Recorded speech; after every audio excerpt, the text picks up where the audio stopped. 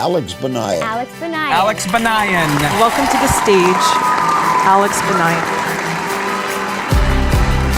For the past 7 years, I've been obsessively studying success. I have no idea how all the people who I looked up to, how they did it. You know, how did Bill Gates sell his first piece of software out of his dorm room when nobody knew his name?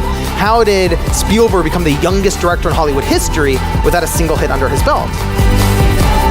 He explained to me that most people hate their failures. They hate their mistakes, and they treat them as their enemy.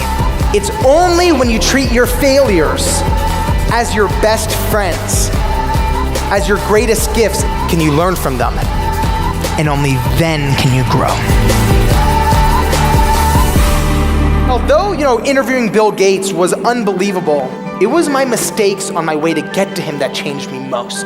I had spent my entire life assuming that the opposite of success is failure. But it was in that moment I realized success and failure not only are not opposites, they're actually the result of the same thing, trying. So the opposite of success isn't failure. The opposite of success is not trying. There's always going to be moments in your business where you're filled with tremendous fear. Fear is a natural part of the entrepreneurial journey. It's a natural part of any business endeavor. And we have this preconceived notion that fear means that there's something wrong with what you're doing. Not only is it natural, it's an essential part, because only when you acknowledge your fear can you then decide to take one step forward anyways. If I've learned one thing over the years, it's that you can give someone all the best tools and knowledge in the world and their life can still feel stuck. But if you change what someone believes is possible, they'll never be the same.